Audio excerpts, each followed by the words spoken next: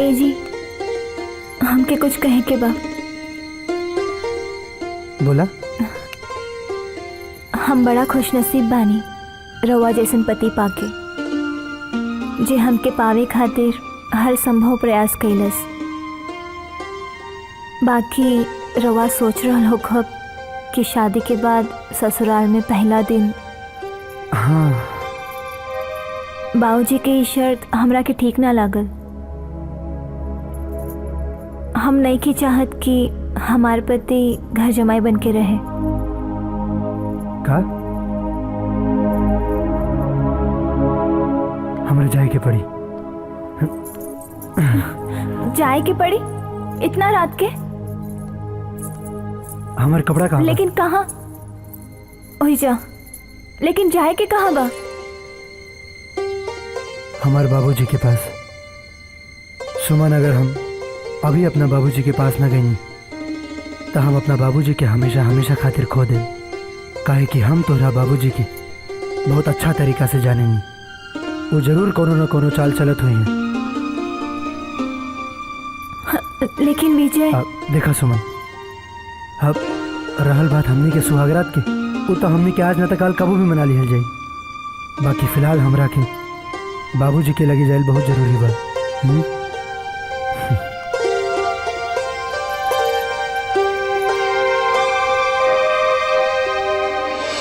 ओ मेरे पैरों में घुंघरू बंधा दे तो फिर मेरी चाल देख ले। अरे झूम के गोरी। तो संभर बाबू। हाँ, बड़ा नाच के रिहर्सल हो था, कोठा उठा खोले जाता हुआ का। अरे साला छोटे लोग की छोटी सोच। हाँ, जब भी मुंह खोलबा ना गंदा बोलबा। कोठा ना जश्न का दिन बा। मेरे पैरों में। एक बात बताई, बेटी के ब्याहे के बाद बाप रोवेला और अपने के हंसत बानी। हाँ। अरे हंसी ना तो कार रोई। खुशी का दिन बा। अरे एगो तीर से दू गो निशाना करनी है। ठीक क्यों? बिल्कुल। पहले तो दामाद के घर जमाई बना लेनी जिंदगी भर खातिर। हाँ। और फिर वो महेंद्र की जिंदगी से ओकरा बेटा के हमेशा ला निकाल देनी और अपन दुश्मनी निभा लेनी हम। बाहर में सुमर बाबू बड़ा प्यार रहे बाप बेटा में। और हम रिश्ता में अगर हमार ससुर ना लगती तो वह तीर ऐसन जगह डलती कि चीख ऊपर से ना नीचे से निकले। अरे जमाई राजा, बाप के प्यार के चक्कर में ससुर से काहे लड़ रहल बड़ा? अरे नया जिंदगी की शुरुआत भइल बा, ऐस करा ऐस। अरे कुर्बान बा, पिता के ऊपर ऐसा लाखों प्यार कुर्बान बा। और सुन, अगर हमरा पता रहित ना कि शर्त पे शादी भइल बा तो तोरा घर में कबो कदम न रखती और ना ही तोरा बेटी की मांग में सेनूर भरती। प्यार से ज्यादा पिता की जरूरत बा। अरे तो ली दमाजी चल गई। अरे तो कहाँ जाई? बरधा कितनो घूमी, घूम के खुटवा पे आई और खूटा बा हमार बिटिया है। चला, रात भर के जगल बानी, बहुत नींद आवता। चल के सोच जा। चला। सरकाई लो खटिया जाड़ा लगे जाड़ा। सरकावा खटिया बड़ा मूड में लगा था। सुनो, दामाद जी ना दमदुल्ली अपने बाप से मिले करे पहले के दुल्ली कर देता। समझा? संभर बाबू, सरकावा खटिया तो हर खटिया ताम सरकाई।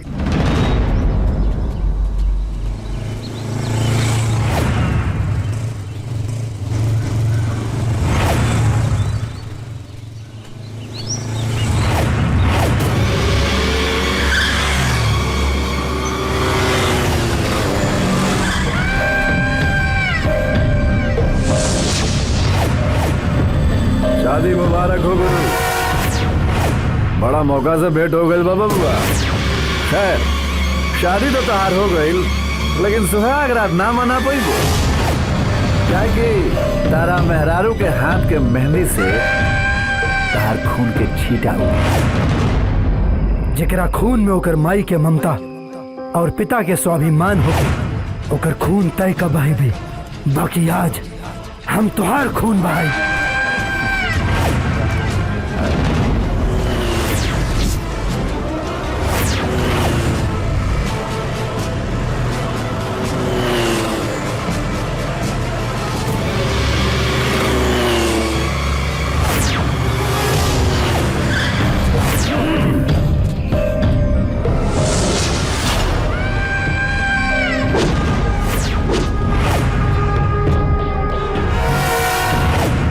की तादाद से हम डरा नहीं करते, हम शेर हैं, हर किसी से लड़ा नहीं करते। अगर लड़ गए छाती चीरे बिना छोड़ा नहीं। मुंह का देखा तेरे मार।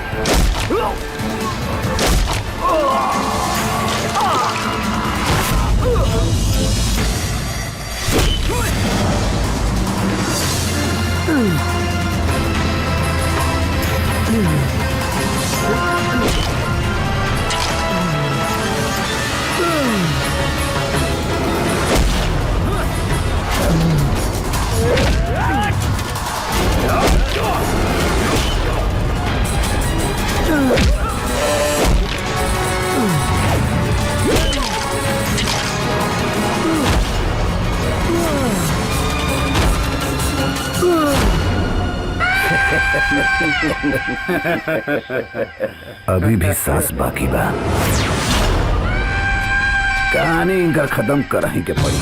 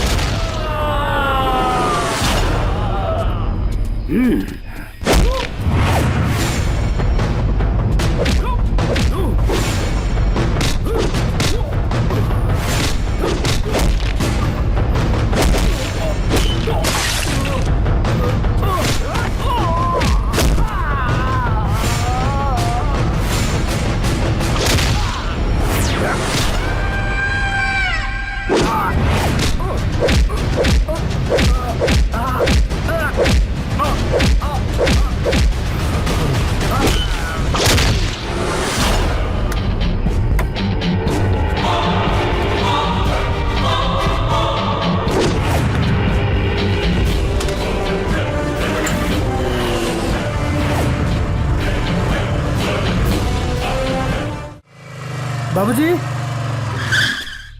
बाबूजी। अरे बेटा विजय, बाबूजी तू ठीक तो बड़ा ना? अरे हम तो ठीक बनी बाकी तोहरा ऐसा इकुल चोट कैसन बेटा? अरे बाबूजी कुल छोड़ा ना, तू खाली बतावा तू ठीक बड़ा ना?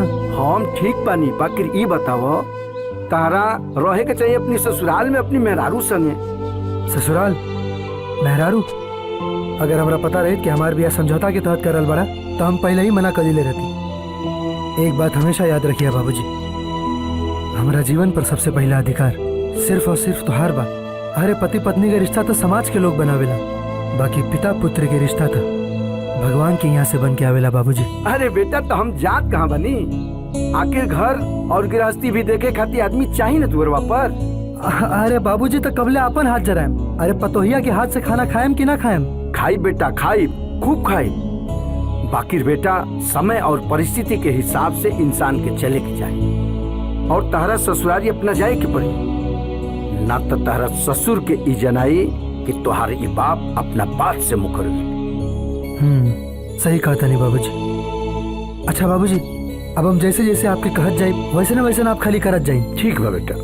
हमने बाप बेटा के बीच में जौन परिस्थिति हमार ससुर जी पैदा करे के चाहता रन, अब उनका के दिखाई कि दामाद के असली रंग का होला।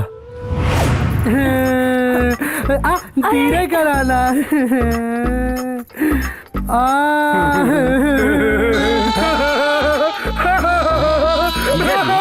रहुआ काहे खातिर हंस रहल बानी? पता न काहे बचपने से जब केहू की तकलीफ होला और उ रोवेला हमरा के ढेर हंसी आवेला। अरे बेटा शांत हो जा। जे अपने के अपने बाबूजी से अलग कैले बाना, भगवान करे ओकरा देह में कीड़ा पड़े। कीड़ा? ओकर शरीर जो बा उ सड़ गल के गिर जाए और यहाँ पे ओकर लाश पड़ल रहे, कुत्ता न पूछे। अरे बस इतने ना, बल्कि जब ओकर लहसिया जलावल जाओ तो खाली आधा शरीर जले और आधा शरीर वैसे ना पड़ल रहे। अरे बेटा सब बोला है, अशुभ काहे बोले के अपना मुंह से? क्योंकि काहे गाड़ी देवे के? ए हमार दुलरुआ सार। अरे काहे ऐसा बोला था? काहे लाश जरी है? अब रहल बात तोरा बाबूजी के, तो उनका खोज के हम ले आई, ये हमार गारंटी है। हाँ ठीक बा। अरे जानकी, खाना काहे नहीं खात? दीदी, हमने एजा खाना खाता नहीं, पता नहीं अपन लेकर खैले होई कि भूखले पेट होगी। तोहरा के का लगता राजू एजा भूखल होई? नहीं, वो खा पी के मस्त होई और एक दिन ना खाई तो का फर्क पड़ी? जब वो एजा आ जाई तो तू अपने हाथ से खिला दिया। चला चला खाना खा, चला। चिंता कइले बाड़ू।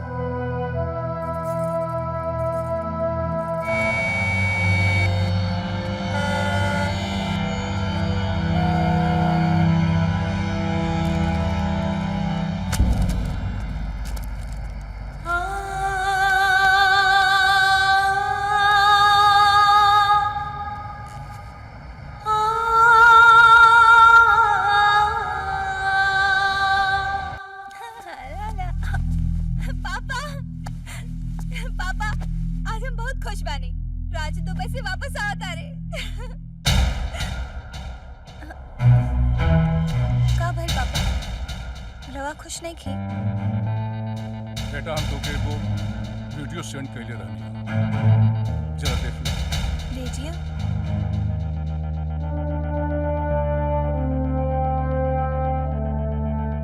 सलाम अबू अम्मी जान, बड़ी प्यारी है आपकी शहजादी। और हाँ, आप लोगों से भी ज्यादा मैं मुमताज से मोहब्बत करता हूँ और आप लोग की दुआ से मैं बहुत जल्दी शादी भी करने वाला हूँ। I love you. Love you.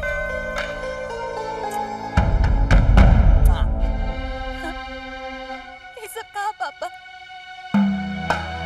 बेटा हमरा के भी समझ में ना आवत हो कि सब का हो रहा है। हम राजू के फोन करते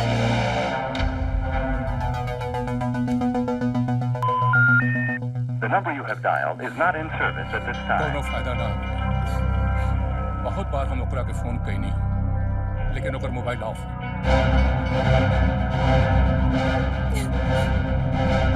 देखा बेटा, हमरा के लागत है कि तोहरा के धोखा देत बा।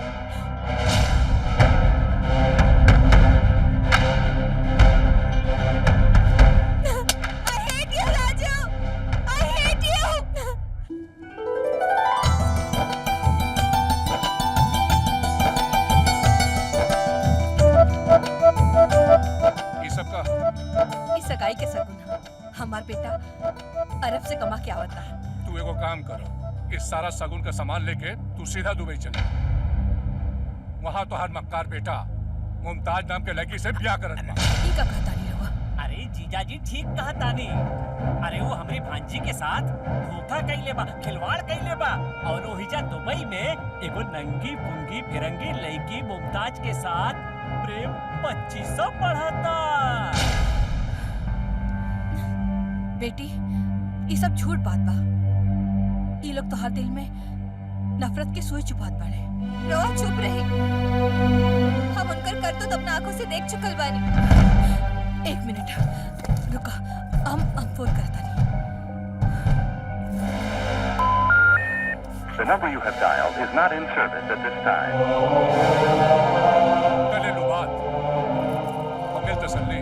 चोर चोरी करके वहीं बैठल रही, भाग गई। अरे ये ऐसे न मानी, देखा एकरा के वीडियो। हाँ के आरसी का और पढ़ा लिखल के फारसी का। ये देखी, हाय देखी। I love you.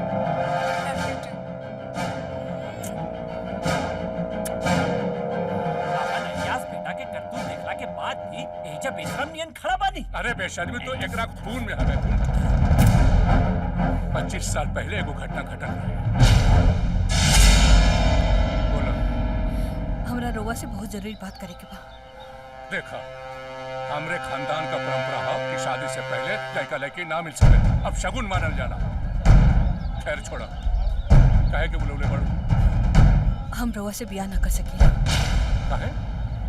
काहे से हम केहू और से प्यार करेला और तन मन से ओकरा के अपन पति मान चुकल बानी। देखा, तोहार हमार शादी टूटा था न तो हमरा के गम नहीं खे, लेकिन अफसोस ई बात का कि हमरा खानदान में न्योता फट गया। अगर यही बात तू पहले बता दी तो कम से कम हमार खानदान शर्मिंदा होकर से बच जाए। 25 साल पहले हमारे ब्याह एक साथ तय भइल रहे, फिर गांव के कोनो कुकुर के साथ ही भाग गई और वही घटना आज एकर बेटा हमार बिटिया के साथ दोहरा रहल बा। बस बस ब्रजदेव सिंह, बस। हमार बेटा नाजायज ना, हमार पति ही ओकर पिता हवे। ढेर चला के मत दिखावा। ये तोहार सुहागिन बनेगा चाल जो है ना, केहू जाने या न जाने, हम अच्छी तरह से जानीला। और ये तो नाजायज बेटा आज तक अपने बाप का चेहरा ना देखला। बाप रे बाप, सब क्लियर हो गई। देख लू भांजी, अरे रजवा तोहरा से ना तोहार धन दौलत से प्यार करत रहे और यहाँ कुछ ना मिलल तो दुबई में जाके एगो रईस जाति के फंसा लेला। हाँ बिटिया, वो कमबख्त तोहरे प्यार के साथ धोखा और विश्वासघात करे। नहीं बेटी, तू इन धोखेबाज के साथ दिल मत लगाओ, ओकरा की जूती पर रखो। वो प्यार तक का नफरत के काबिल भी नहीं थे बेटा। नहीं बेटी, ऐसा बात नहीं। बस चल जाए हमरा घर से। अरे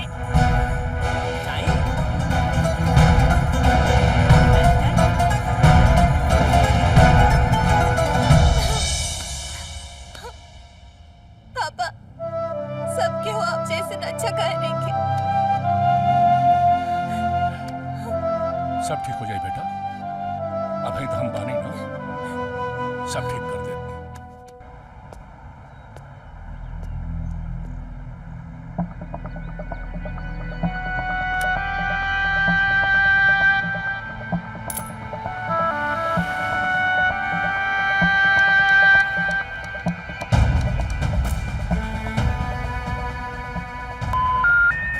The number you have dialed is not in service at this time.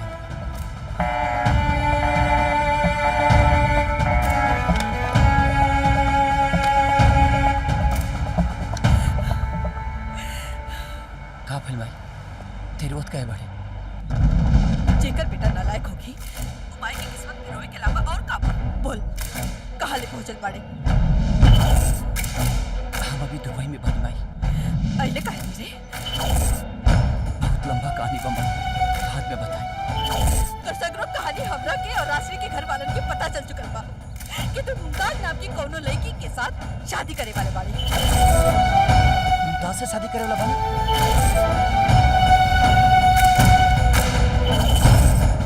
माही वो वीडियो तो चुप कर नालायक। अरे तोहरा के ऐसा पुकार करे के रहे तो हमरा से बोल देते। हम सगाई के सबूत लेकर के राशि के घर ना जाते और ना ही वो बाप बेटी मिल करके हमर बेइज्जती करते, हमरा के घर से भगाते। अब राशि के दिल में तोहरा खातिर खाली नफरत बा काहे ना तू कमे से केले बाड़े आप विदेश केले कमावे खातिर लौट के ना आइए अब तू दुबई गइल बाड़े ना लौट के मत आइए सोच लिए तोहर माई मर गइल बिया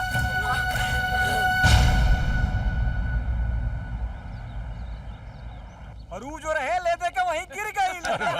क्या बात है? अरे राजू तू इंडिया ना गई ला?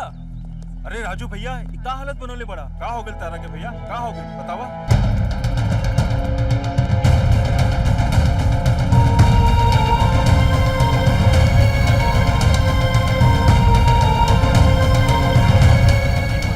राजू लौट के ही समय के सामना करो सब ठीक हो जाएगा। का ठीक हो जाई चाचा मोबाइल पैसा सब कुछ चल गई एक अफसोस नहीं किया अफसोस तो बात के बाद कि हमारा पासपोर्ट भी चल गए अब बिना पासपोर्ट के हम अपना देश वापस कैसे जाए। बाबू तोहरा साथ तो बहुत बुरा भाई समझ में नहीं खेला कि किस्मत हमारा संगे कौन कौन खेला खेली जेकरा खाती जान हथेली पे लेके घुमाता नहीं अब तो वो मुंह मोड़ लेलस। बाबू कोई तो खेला तोहरे साथे हो रहल बा हमार सिक्स सेंस बता रहल बा ई खेला का मेन खिलाड़ी मुमताज बा।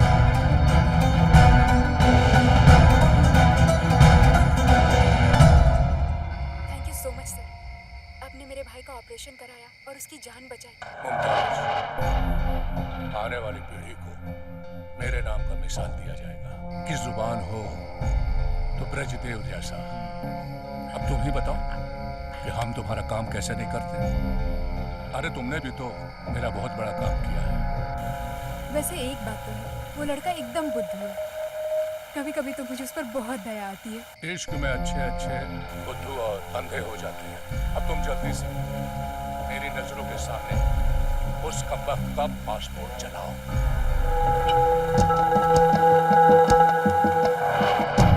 ये रहा उस बुद्धू का पासपोर्ट और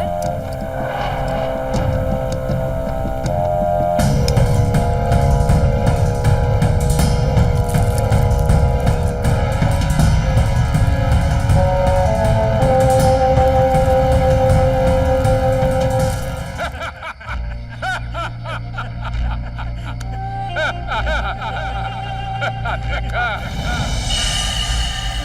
इंडिया इंडिया। वाह ससुर जी वाह अब आवे वाला पीढ़ी के को और नसीहत मिल जाए कि पक्का जुबान वाला आदमी पर हमेशा विश्वास ना करे के चाहिए कहे से कि उनमें से कुछ लोग कायर होला रौदा खाने। हम कायर नहीं थी और न रहनी अपनी बिटिया के प्यार में मजबूर बानी।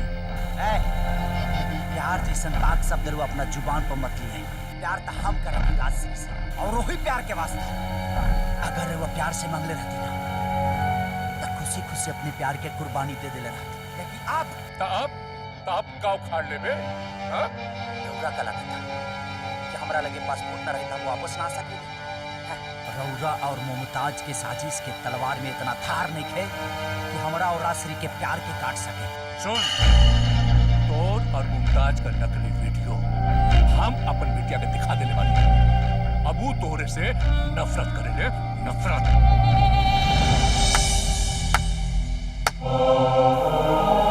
वाह पापा वाह एगो सच्चा पिता के चेहरा के पीछे इतना घिनौना चेहरा आज पता चल गई। तो पता चल गई ना सब देख ले ना तो कान खोल के सुन लो वो भिखारी के हाथ में हम तोहार हाथ कमाऊ न दे।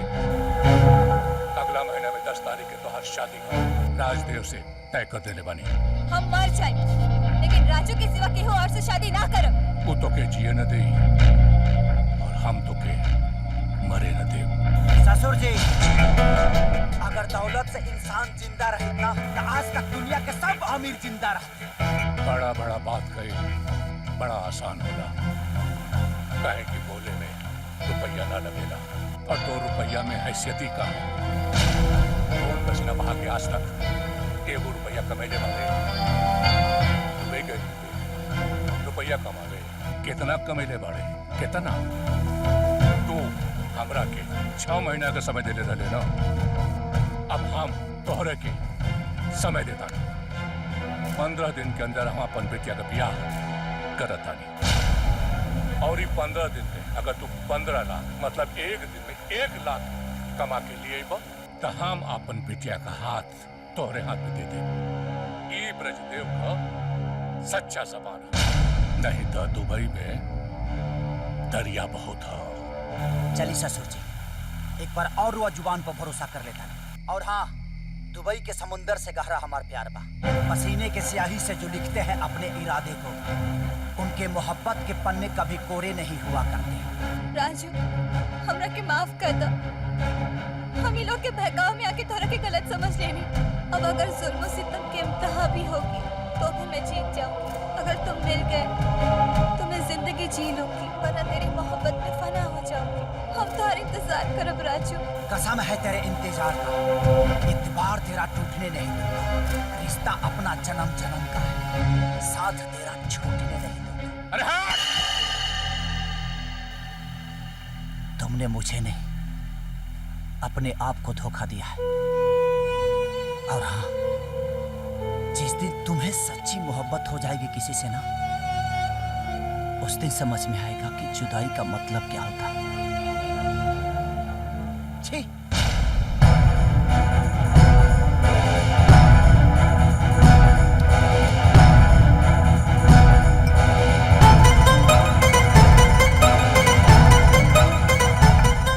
जिस दिन तुम्हें सच्ची मोहब्बत हो जाएगी किसी से ना, उस दिन समझ में आएगा कि जुदाई का मतलब क्या होता है।